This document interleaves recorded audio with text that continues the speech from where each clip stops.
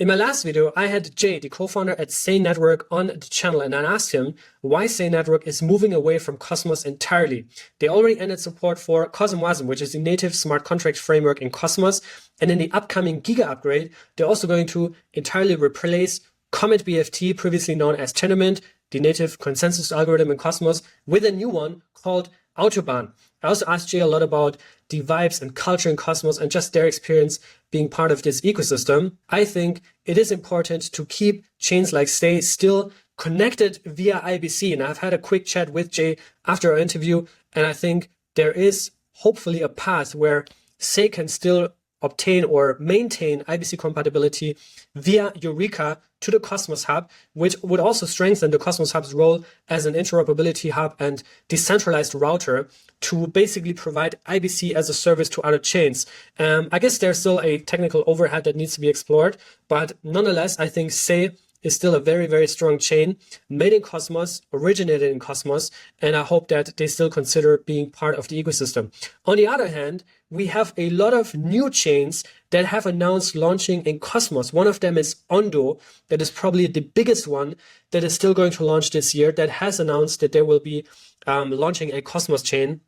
Then we also have Ripple that now has officially launched mainnet for their XRP ledger EVM sidechain that is actually built on a Cosmos SDK and also using Cosmos EVM, previously known as FMOS, for their EVM smart contract framework. We actually had them last year at Cosmoverse in Dubai. Ferran, Pierces, and also the Ripple team was there. They actually also sponsored Cosmoverse. Hopefully they consider participating this year again as part of our EVM track or Cosmos track.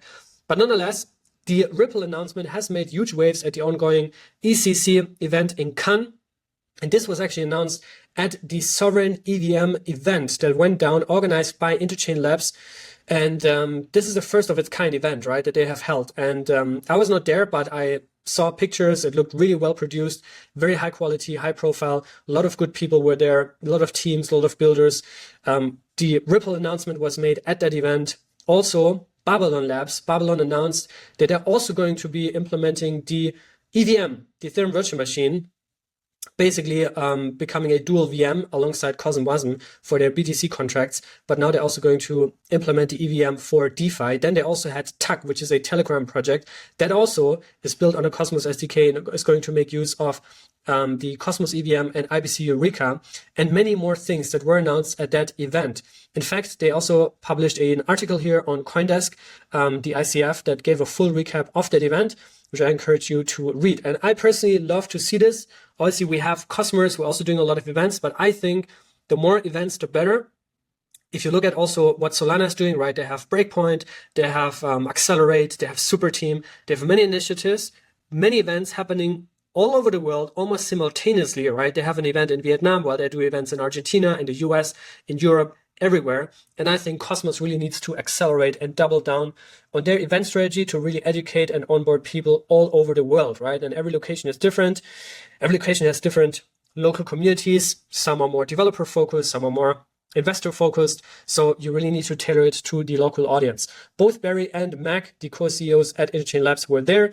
They also shared some of the kind of milestones and some of the exciting things that are going on, which is what I just mentioned also, that Telegram and XRP are both building on Cosmos. This is also the main messaging from this event, is that the big multi-billion-dollar ecosystem, some of the biggest ones in crypto, are scaling with Cosmos. So while we have the likes of Say Network saying, hey, we don't really have a lot of economic activity in Cosmos, so we're kind of doubling down on the EVM side of things, which is fair enough, and they're very, very successful with it. In fact, Say actually just crossed $600 million in TVL. This was a major milestone that was just achieved.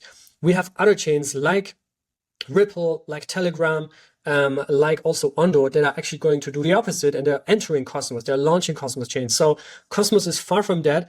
As I said in the intro, a lot of things went horribly wrong in Cosmos that really through the kind of adoption and economic activity behind. But now with this new leadership, new vision, cohesion, and all these multi-billion-dollar chains that are launching, I am still, of course, very, very bullish, not only on Atom, but also on many coins and chains in the ecosystem, right?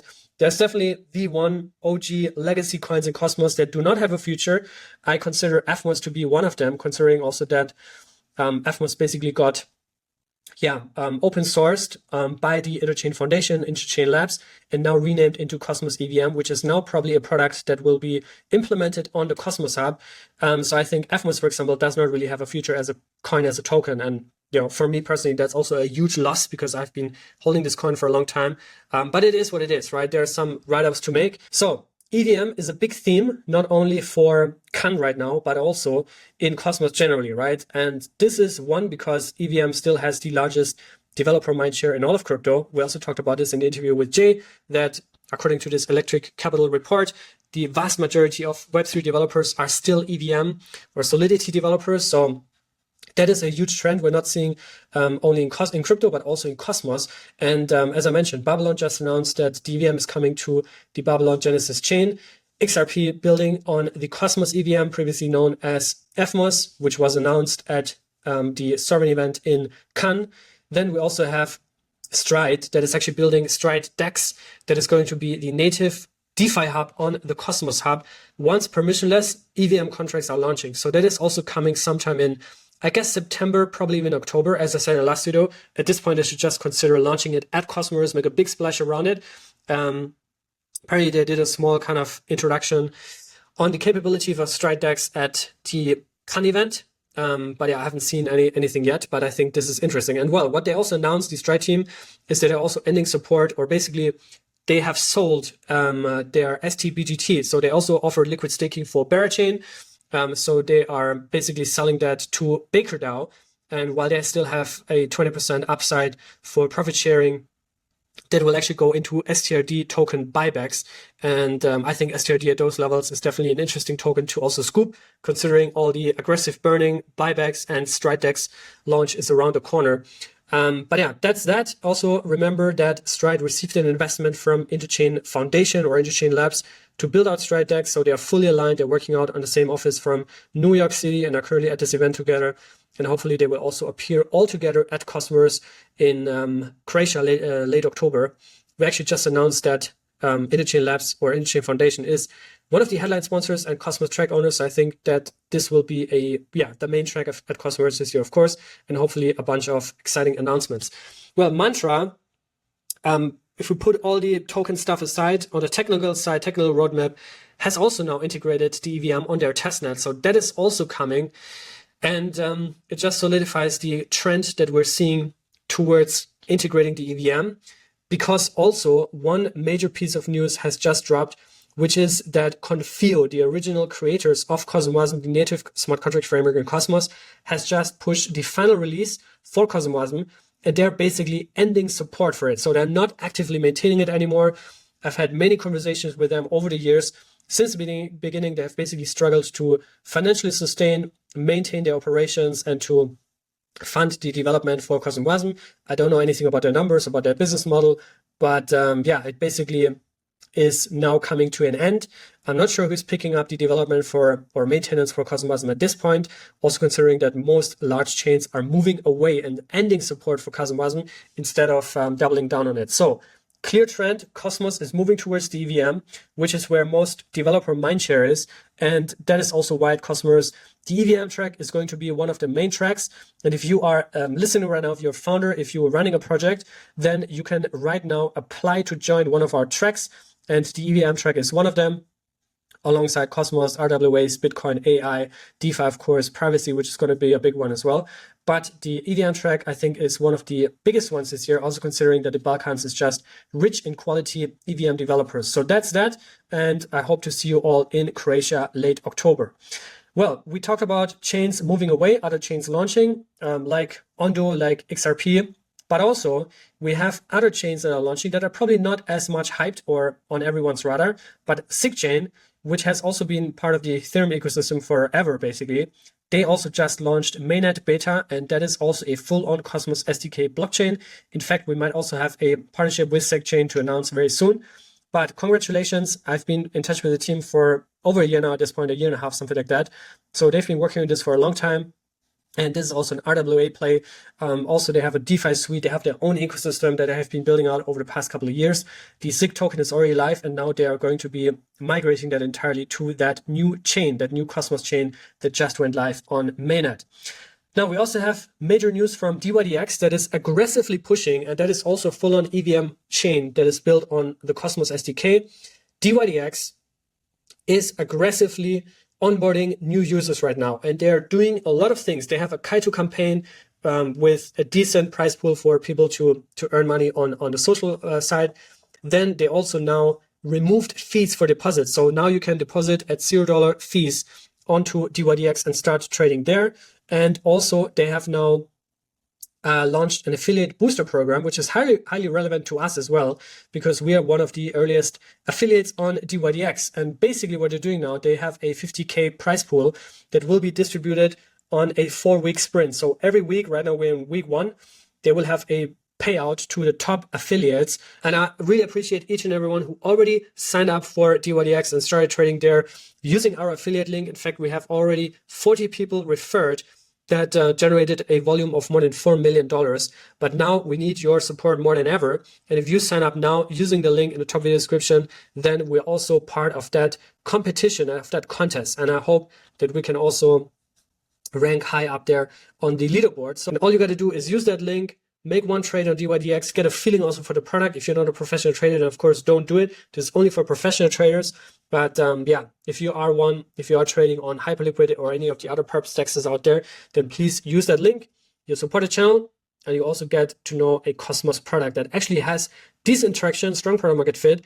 And I think dYdX as an organization, as a company, is also underrated, and dYdX token also undervalued. In fact, I want to also scoop more dYdX. Also, big shout out to Winnie. She was working with us at Stakecito. She just landed a marketing role, the CMO now at the dYdX Foundation. Congratulations on that as well. So dYdX pushing hard on all ends, and that's exciting to see. Also, they just integrated natively into Crypto.com. So dYdX is now officially integrated on Crypto.com. That's also good to see. Easier access and more integrations across the board. Now, another major trend besides moving more and more towards EVM is also a revamp in tokenomics across the board with many Cosmos tokens out there.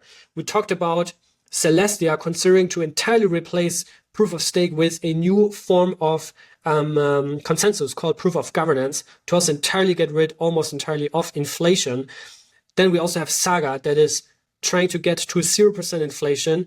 Now we also have Osmosis that is also considering to massively lower inflation in the very, very short term. So they have published this blog post yesterday, which basically breaks down both sides of the token economics, right? One side is obviously the demand side. Another side is the supply side, or the expenses as well, right? What is causing sell pressure and what is causing buy pressure. On the demand side, they have 3 forms of revenue. One is ticker fees, which they also consider to rebalance. So currently there's a 55% to 45% split between accumulating for the community pool and also buying back Osmo. So they try to lower what's accumulated for the community pool and increase the Osmo buybacks, and also increase the Osmo token burn, which is currently a 50-50 split. 50% goes to stakers, 50% goes to burn Osmo. Now they're trying to revise that, so that only 25% go to the community pool from the ticker fees and 75% go to buying back Osmo, and the distribute burn split to change that ratio to 30-70, so that more Osmo will be burned and at the same time also more Osmo will be bought back. Then they also have ProtoRef, which they also want to monitor and maximize its performance, but I think that one is doing quite well, which is basically an MEV or arbitrage model that also causes this Osmo burn. And then they also want to use the USDC that has been collected from this top of block auction model to buy back Osmo and support the Osmo price.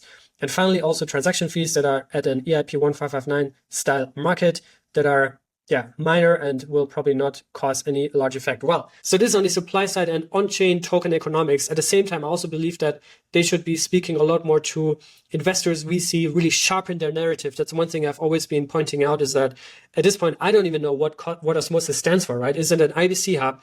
Is it all about Bitmosis? Is it a DEX, a DeFi hub? Is it Polaris? Like, what does Osmosis really stand for? If there was one thing, what is the main narrative that they're running with? And I believe that they're probably still trying to figure that out right now. But I think they really need one core narrative and then go out and market that narrative and create traction around that, right? So that's one thing. And then on the other hand, they're also trying to cut down on the expenses, right? And by that, they basically mean to get towards an effective inflation rate of 0, and also taking the recent third inning that went down last week as an kind of reference point, because that did not cause for a mass unstaking exodus of economic security as well. So that's one thing. Then also their developer vesting, which currently has around 66 million OSMO, which is around $9.2 million at this point. What they want to do here is they want to add that to the circulating supply of OSMO, which is currently not the case, and it would cause an increase of 9%, so increasing the market cap of OSMO. And then also liquidity incentives, but that is one that is, I guess at this point, negligible, because they don't really have a lot of liquidity incentives at this point anymore. That was one criticism they had when they launched 2021, 2022, also post-Terra collapse, because there were heavy incentives for liquidity that also caused the Osmosis DEX liquidity to surge to, I think, $1 billion or even higher than that. But now there's barely an incentive, so that is not a big one, but still they're trying to push proposals, I guess multiple proposals that are led by the Osmosis Foundation to go live this month, so mid-late July, to revamp and revise the Osmo tokenomics. And while I'm still holding all my Osmo, I'm very bullish on Sunny, the core team. They're great people. They've built great products. It's still the IBC hub in Cosmos. Even though it sometimes gets dethroned from chains like Say Network that is just killing it and is witnessing explosive growth, Osmo has lost a lot of traction in that kind of momentum game, but I'm still a core believer, and I think at this point, I'm a ride or die Osmo. So I'm not going to sell. I would rather look at scooping up more Osmo, considering that they're also recognizing and acknowledging that something needs to happen with the Osmo token, and the blog post that was dropped last night is definitely a step in the right direction, even though I think one thing that is completely missing, as I mentioned, is also the investor relations, and not only to kind of lower the expenses and cut inflation to 0, but also to really work on the demand side, as in having a clear narrative that makes sense, product market fit, that also reflects in this economic flywheel, and then go out and pitch Osmo to VCs, investors, family funds, investor communities, syndicates, everyone out there, right? Because right now Osmo, I think, is not really part of any conversation out there. Anyways, that's all for now. To recap the video, strong trend in Cosmos towards the EVM. Say is doing it the same way that many other chains in Cosmos are doing it, including the Cosmos Hub itself. So the Cosmos Hub currently has permissioned CosmWasm smart contracts, but in the near future, within 2 or 3 months, it's going to have permissionless EVM contracts. So the Cosmos Hub itself is moving towards EVM, and many other chains as well. And secondly, also a trend to revamp economics, revamp tokenomics for many of these chains, massively lowering inflation, which is obviously also going to have an impact on validators like us with Stakecito, because that also lowers the revenue, right, for validators. And on one hand, you have the token price going down in dollars, but then also inflation. So that is also going to be a tough one for validators, and I think projects need to find a sweet spot there as well. Anyways, let me know what you think. How do you feel about Cosmos in general, about all the latest developments here, and I hope I'll see you very soon here on Cryptocito. Until then, stay safe and be good.